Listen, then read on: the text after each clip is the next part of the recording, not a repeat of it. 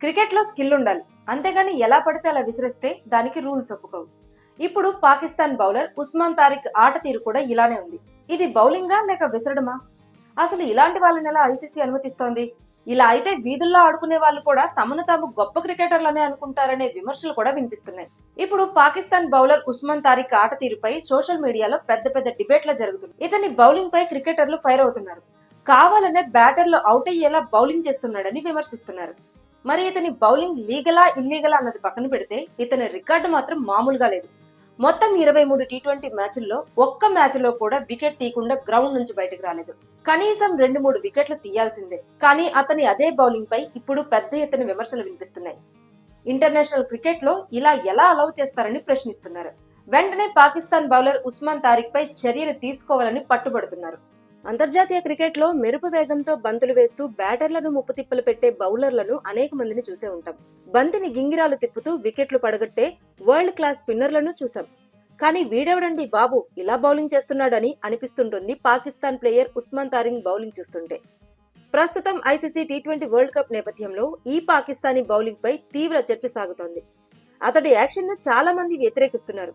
అయితే కొందరు మాత్రం అతడి బౌలింగ్ యాక్షన్ ను సమర్థిస్తున్నారు. సాధారణంగా క్రికెట్ లో 2 రకాల బౌలర్లు ఉంటారు. ఫేస్ లేదా స్పిన్. ఎక్కువ దూరం నుంచి పరిగెత్తుకుంటూ వచ్చి గంటకు 130 లేదా 140 కిలోమీటర్ల వేగంతో బంతిని విసురుతుంటారు ఫేస్ బౌలర్లు. స్పిన్నర్లకు ఇంత శ్రమ ఉండదు, కానీ టెక్నిక్ అవసరం. బంతిని గింగిరాలు తిప్పుతూ మణికట్టుతో మాయాజాలం చేస్తుంటారు. పాకిస్తానీ క్రికెటర్ తారిక్ కూడా స్పిన్ బౌలర్, కానీ అతడి బౌలింగ్ యాక్షన్ చాలా భిన్నంగా ఉంటుంది. సాధారణ స్పిన్నర్ల మాదిరిగానే చిన్నగా పరిగెత్తుకుంటూ వచ్చి బంతి విసిరే ముందు కాసేపు ఆగుతాడు, తర్వాత బంతి వేస్తాడు. అతడి బౌలింగ్ యాక్షన్ విసిరినట్లు ఉంటుందని కొందరు, లేదు బౌలింగ్ పేరుతో త్రో విసురుతాడని మరికొందరు ఆరోపిస్తున్నారు. అయితే ఉస్మాన్ తారిక్ బౌలింగ్ ను వ్యతిరేకించే వారే ఎక్కువ మంది ఉన్నారు. ఇతడిని ఐసీసీ ఎందుకు అనుమతిస్తుందో అర్థం కావడం లేదని ఆశ్చర్యం వ్యక్తం చేస్తున్నారు మాజీ క్రికెటర్లు. అంతర్జాతీయ క్రికెటర్ గా ఎదగాలంటే చాలా కష్టపడాల్సి ఉంటుందని వీరేంద్ర సెహ్వాగ్ అన్నారు. కానీ ఉస్మాన్ తారిక్ లాంటి బౌలర్లు అంతర్జాతీయ క్రికెట్ ఆడటం విడ్డూరంగా ఉందని విమర్శించారు. ఇతడు గల్లీ క్రికెటర్లకు ఏమాత్రం తీసుకోడని విమర్శించారు. ఇలాంటి బౌలర్లను ఇంటర్నేషనల్ క్రికెట్ లో అనుమతించకూడదని, లేదంటే గల్లీ క్రికెటర్లు కూడా తమను తాము గొప్ప బౌలర్ అనుకుంటారని అన్నారు. తారిక్ బౌలింగ్ యాక్షన్ పై విచారణ జరిపించాలని సెహ్వాగ్ డిమాండ్ చేశారు. ఆస్ట్రేలియా మాజీ క్రికెటర్ రికీ పాంటింగ్ కూడా తారిక్ యాక్షన్ పై రియాక్ట్ అయ్యారు.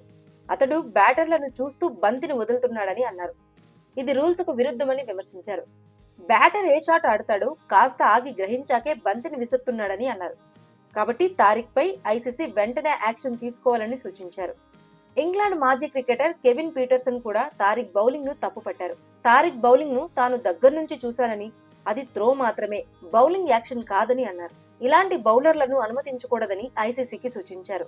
ఇక ఆస్ట్రేలియా క్రికెటర్ క్యామరూన్ గ్రీన్ అయితే ఏకంగా మైదానంలోనే తారిక్ బౌలింగ్ యాక్షన్ పై అభ్యంతరం వ్యక్తం చేశారు. పాకిస్తాన్ తో జరిగిన ఓ టీ20 సిరీస్ లో తారిక్ బౌలింగ్ లో అవుట్ అవ్వగానే ఎంపైర్ వైపు చూస్తూ వీడు బాల్ విసురుతున్నాడు అనేలా సీరియస్ గా సైగ చేశారు. అది ఆ సమయంలో పెద్ద దుమారమే లేపింది. Pakistani spinner Tariq bowling action ను విమర్శించేవారే కాదు, ప్రశంసించేవారు ఉన్నారు. ఆసీస్ ఓపెనర్ ఉస్మాన్ ఖవాజా అతడికి సపోర్ట్ చేశారు. ఐసీసీ నిపుణులే అతడి బౌలింగ్ యాక్షన్ కు క్లియరెన్స్ ఇచ్చారని అన్నారు. కాబట్టి అనవసరంగా వివాదం చేయొద్దని సూచించారు. ఇక ఇండియన్ ఎంపైర్ అనిల్ చౌదరి కూడా తారిక్ కు అండగా నిలిచారు. ఇతడి మోచేతిలో డబుల్ ఎల్బో ఉండటం వల్ల డిఫరెంట్ యాక్షన్ ఉందని తెలిపారు. ఇది త్రో కాదు, లీగల్ బౌలింగే అని అనిల్ చౌదరి తెలిపారు.